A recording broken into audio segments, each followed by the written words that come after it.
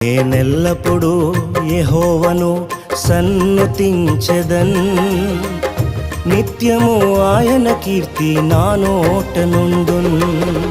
అంతా నా మేలుకే ఆరాధన యేసుకే, అంతా నా మంచికే. తన చిత్తమునకు తల వంచితే, తన చిత్తమునకు తల వంచితే ఆరాధన ఆపను, స్తుతించుట మానను.